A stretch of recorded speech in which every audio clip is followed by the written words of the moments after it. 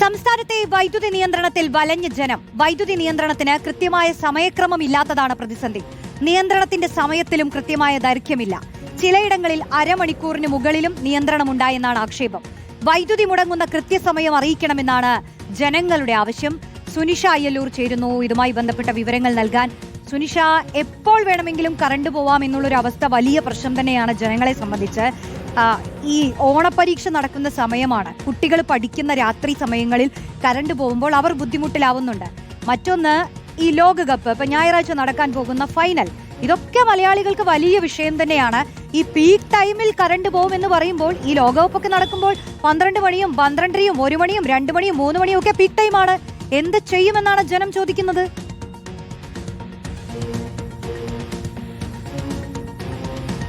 റോഷ്നി, അതാണ് ജനങ്ങൾ ചോദിക്കുന്നത്, അതാണ്. പക്ഷെ അതിൽ കൃത്യമായ ഒരു ഉത്തരം KSEBക്ക് ഇല്ല എന്നുള്ളതാണ് പ്രധാനപ്പെട്ട കാര്യം. ഏതായാലും ഈ പീക്ക് ടൈമിൽ നമ്മൾ പറഞ്ഞതുപോലെ വൈദ്യുതി നിയന്ത്രണം ജൂൺ മാസത്തിലെല്ലാം ഉണ്ടായിരുന്നു. പക്ഷേ പിന്നീട് ഇപ്പോൾ വീണ്ടും തുടർച്ചയായി 5-ാം ദിവസവും വൈദ്യുതി നിയന്ത്രണത്തിലേക്ക് കടക്കുകയാണ്. ആളുകളെ സംബന്ധിച്ചിടത്തോളം വൈദ്യുതി നിയന്ത്രണം അത് അംഗീകരിക്കാൻ കഴിയുന്നുണ്ട്. പക്ഷേ ഏത് സമയത്ത് പോകും, എപ്പോൾ പോകും, എത്ര സമയപരിധിക്കാണ് ഈ വൈദ്യുതി നിയന്ത്രണം ഉണ്ടാകുക തുടങ്ങി വിവിധ കാര്യങ്ങൾ അത് അറിയാത്തതിന്റെ ബുദ്ധിമുട്ട് ആളുകളെ സംബന്ധിച്ചിടത്തോളം ഉണ്ട്. അത് നേരത്തെ അറിയിക്കുകയാണെങ്കിൽ ഉപകാരപ്രദമായിരുന്നു എന്നുള്ളത് തന്നെയാണ് ആളുകളോട് സംസാരിക്കുമ്പോഴും അറിയുന്നത്. പക്ഷേ അതിൽ KSEB നൽകുന്നൊരു വിശദീകരണം ഈ പറഞ്ഞതുപോലെ പീക്ക് ടൈമിലാണ് വൈദ്യുതി നിയന്ത്രണം ഉണ്ടാകുന്നത്. അത് KSEB ഗ്രിഡിൽ നിന്നും വൈദ്യുതി എടുക്കുന്ന സമയത്താണ് പീക്ക് ടൈമിൽ. ചിലയിടങ്ങളിൽ പീക്ക് ടൈം ആകുമ്പോഴാണ് അതത് സബ്സ്റ്റേഷനുകളോട് ആ ഇടത്ത് 15-25 മിനിറ്റും ഒക്കെ വൈദ്യുതി നിയന്ത്രിക്കാനുള്ള ആവശ്യം ഉന്നയിക്കുന്നത്. അത് പക്ഷേ നമ്മൾ വൈദ്യുതി നിയന്ത്രിക്കാൻ ആവശ്യപ്പെടുന്നത് ഒരു അരമണിക്കൂർ മുന്നേ ഒക്കെ മാത്രമാണ് ഈ KSEBക്ക് പോലും ഇത് അറിയാൻ കഴിയുന്നത് എന്നുള്ളതാണ് അവർ പറയുന്നത്. അതുകൊണ്ട് തന്നെ പ്രായോഗികമായി നേരത്തെ തന്നെ സമയക്രമം അറിയിക്കുക അത് സാധ്യമല്ല എന്നുള്ളതാണ്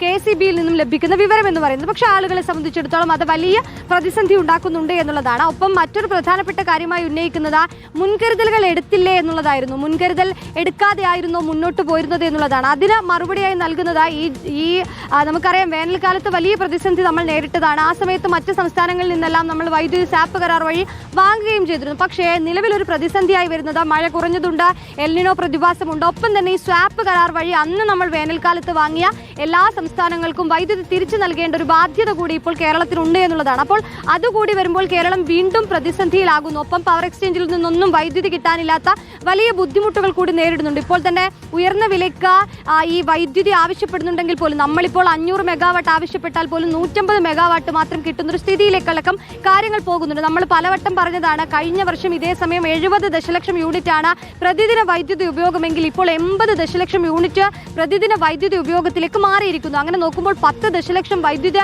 ഉപയോഗമാണ് ഒരു ദിവസം പ്രതിദിന കണക്കെന്ന് പറയുന്നത്. അപ്പോൾ അത്രയധികം പ്രതീക്ഷിക്കുക അല്ലെങ്കിൽ അത്രയധികം വൈദ്യുതി കണ്ടെത്താൻ KSEBക്ക് കഴിയുന്നില്ല എന്നുള്ളത് തന്നെയാണ് ഏറെ പ്രധാനപ്പെട്ടത്.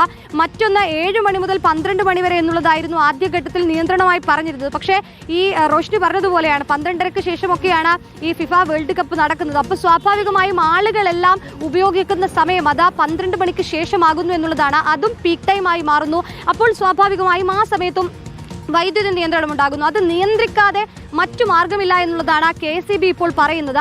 KSEB പറയുന്നത് മുൻകരുതലുകളെല്ലാം എടുത്തിരുന്നു. പക്ഷേ നിലവിൽ നമ്മൾ പ്രതീക്ഷിച്ചതിലും ചരിത്രത്തിൽ ആദ്യമായാണ് കേരളത്തിൽ ഇത്തരമൊരു പ്രതിസന്ധി ഉണ്ടാകുന്നത് എന്നുള്ളത് തന്നെയാണ് KSEB ആവർത്തിച്ച് പറയുകയും ചെയ്യുന്നത്. അങ്ങനെ നോക്കുമ്പോൾ വരുന്ന ദിവസങ്ങളിലും വൈദ്യുതി നിയന്ത്രണമല്ലാതെ മറ്റു മാർഗമില്ല എന്നുള്ളതാണ്. പല മാർഗങ്ങളും KSEB തേടുന്നുണ്ട്. ഈ പറഞ്ഞതുപോലെ റൗണ്ട് ക്ലോക്ക് അടിസ്ഥാനത്തിൽ 200 മെഗാവാട്ട് വൈദ്യുതി വാങ്ങാനുള്ള തീരുമാനത്തിലേക്ക് KSEB എത്തുന്നു. അതിൽ റെഗുലേറ്ററി കമ്മീഷൻ അനുമതി ലഭിക്കുകയാണെങ്കിൽ അടുത്ത 2 ദിവസത്തിനകം ആ വൈദ്യുതി ലഭിക്കുകയും ചെയ്യും. അങ്ങനെയെങ്കിൽ പോലും 200 മെഗാവാട്ട് വൈദ്യുതിയാണ് നമുക്ക് ലഭിക്കുക. ഇനിയും 600-400 മെഗാവാട്ട് വൈദ്യുതിയുടെ ആവശ്യകത ഓരോ ദിവസവും ഉയരുന്നു എന്നുള്ളതാണ്. അത്രയധികം ഉപയോഗം കൂടിയിട്ടുണ്ട് കേരളത്തിൽ വൈദ്യുതിയുടെ എന്നുള്ളതാണ് വലിയ പ്രതിസന്ധി ഉണ്ടാക്കുന്നത്. നമുക്ക് സോളാർ എനർജിയൊക്കെ ഉണ്ടെങ്കിൽ പോലും അത് രാവിലെ മാത്രമാണ് ഉപയോഗിക്കാൻ കഴിയുന്നത്, വൈകുന്നേരം ഉപയോഗിക്കാൻ കഴിയില്ല. ഒരേ സമയം KSEBക്ക് വൈദ്യുതി വാങ്ങുന്നതിലൂടെ വലിയ ബാധ്യത ഉണ്ടാകുന്നു. അതേസമയം തന്നെ നിയന്ത്രണം ഒഴിവാക്കാനും കഴിയുന്നില്ല എന്നുള്ള വലിയ പ്രതിസന്ധി നിലവിൽ ഇപ്പോൾ KSEB നേരിടുന്നുണ്ട് എന്നുള്ളതാണ്. ഏതായാലും പ്രതിസന്ധി പരിഹരിക്കാൻ തിരക്കിട്ട നീക്കം നടക്കുന്നുണ്ട്. പക്ഷേ വൈദ്യുതി നിയന്ത്രണം